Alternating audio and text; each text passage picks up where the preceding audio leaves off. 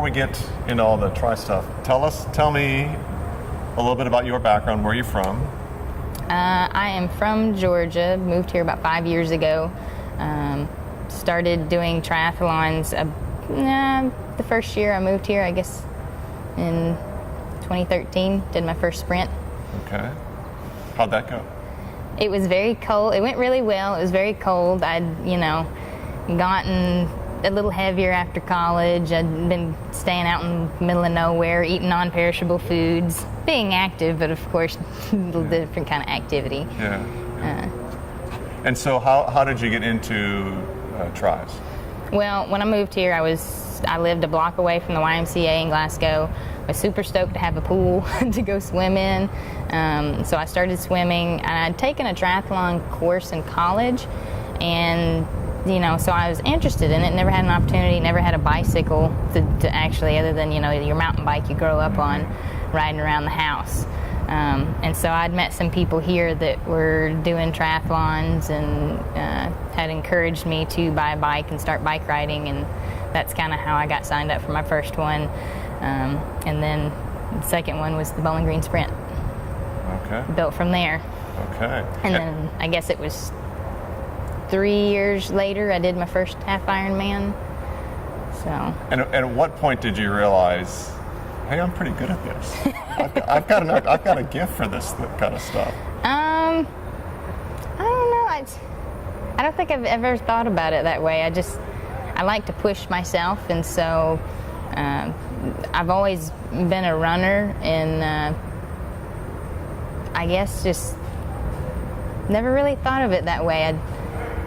But it did start coming. I started placing my age group pretty early on, and started wanting to win a little more. So. Are you just uber competitive? Yeah. And is that just in athletics, or is that across the board for you? It's kind of across the board. I'm fairly competitive. I'm not like aggressive competitive, but I can't help but want to do things. I want to do things the best that I can. Not Where'd that come from? including athletics. Growing up in school, I'd always push myself. You'd have teachers and coaches that would push you, but it's almost like I would get more frustrated at myself if I didn't get something right or do something the way it was supposed to be done. And so it was almost like a self-motivated, driven response. That's hard to satisfy, isn't it? It is. You're always pushing yourself because you're never completely satisfied. You're always wanting something more. Yeah. Yes. So Augusta last year, you finished the half Ironman, and you find out, you realize. Walk me through that process. You qualify for the World Championship. Was that a goal coming into that? Had no idea. I'd gone down to race with the team with T3. There's 30 of us there. Hadn't really thought about it. Knew it was supposed to be a flat, fast course. Swim was great, which is my weakest point. It's so going all downstream gave me a little bit of a boost. And so I saw one girl maybe 200 yards from the finish line that was in my age group, and I go, ooh, got to catch her, because you have no idea where anybody's at as far as in the race. And so I knew once I passed her, I couldn't slow down because she was going to catch me if I did. So across the finish line, super excited, had a personal record for the distance, and one of my friends comes up to me and goes, Belle, you won your age group. I said, no. Are you sure? They said, yeah, you won your age group. I said, oh, really? Okay. Never even dreamed of winning my age group in a half Ironman. I mean, it's easier when the smaller, shorter events, but you get the Ironman events, and they're very competitive. And then at that point, you go, wait a minute, I've just earned my slot for the World Championship. Where's it going to be? Do I take it? Can I, do I have the means or the capability of going? This is a once-in-a-lifetime kind of opportunity. And it's all right then, right? I mean, Yep. You finish the race. And so what's that like to have your name associated with World Championship? It's an honor because, they only take the best in the world. I mean, you're literally competing with the top, probably 1 to 5% in the world. So it's a high level field. You're competing with elite athletes that are racing the same day as you are. The only difference is they get a head start, so they don't have to worry about us being around them. So it's an honor to go and to be there on such an international course and international field. So next week, Belle from Kentucky is heading to South Africa to compete in the World Championships. That's so cool. What's that feeling like? What do you anticipate feeling that morning when you line up ready to go? Excited to be there. It's a whole nother feeling of excitement and nervousness as well. I've never swam in the ocean, so I'm going to be getting in those practice swims the 2 days before. Does that scare you at all? It makes me a little nervous, but I've heard, you're more buoyant and see salt water, so. Okay. And probably when you get going, it's on and you're not worried about whatever else is out there. Nope, just getting from point A to point B and getting out. Nice. But it's a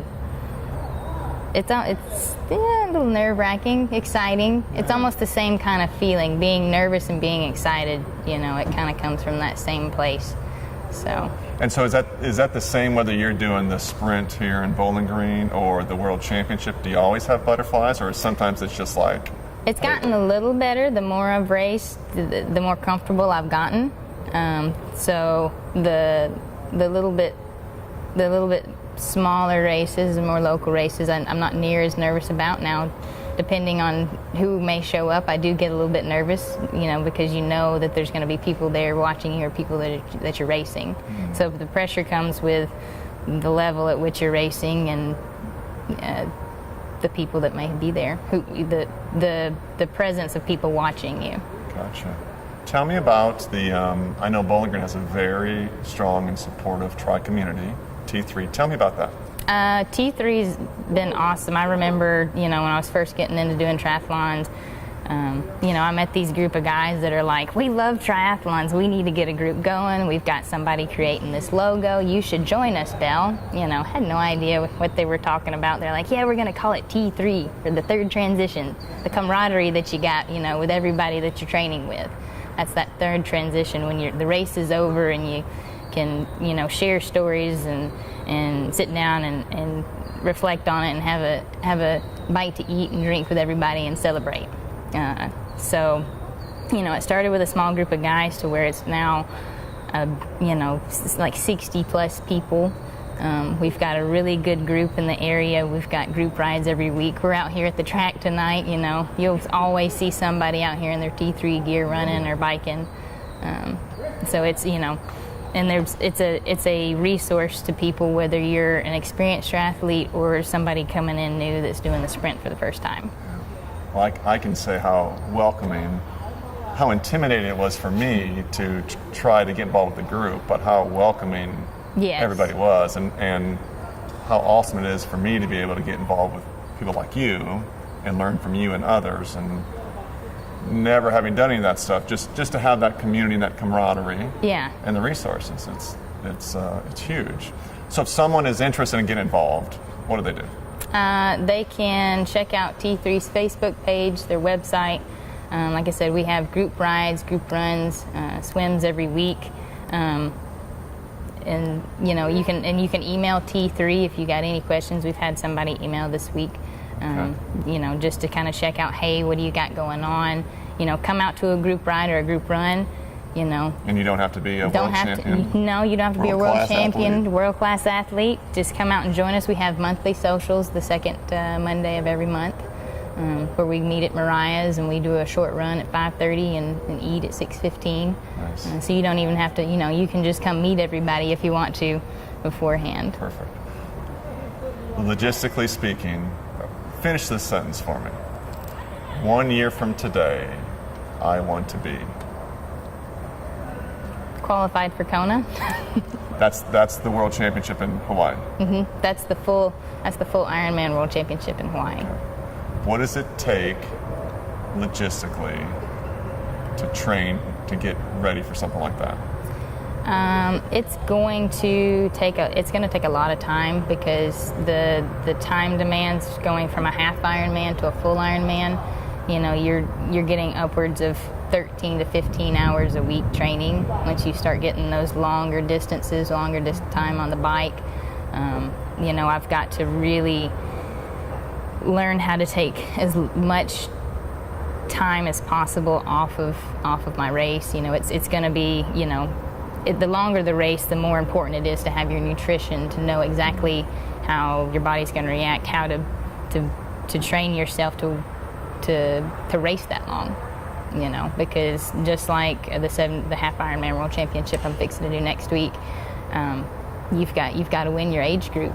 You know, and they more than likely those slots don't roll down. Yeah. Nobody gives them People up. select. They'll show up in Hawaii. They'll show up in Hawaii. Yeah. That's right. And tell me from a sponsor point of view, because I know that's a big part of it. Because you have a day job, right? I do. Okay. What's your day job? I work for the Division of Waste Management for the state of Kentucky. Doesn't sound nearly as exciting as swimming in the ocean for the World Championship. But if somebody wanted to sponsor you or support you, that's something that you're going to be looking for, correct? Yes. This year is kind of a bit of a getting my toes wet with it. I've had Morgantown Bank step up. I've had you, Dan, and several other people come to me and want to help and support me. And getting to South Africa, and I wouldn't have been able to do it without them. You know, the flight alone, you know, is a surmountable amount of money for an international flight like that.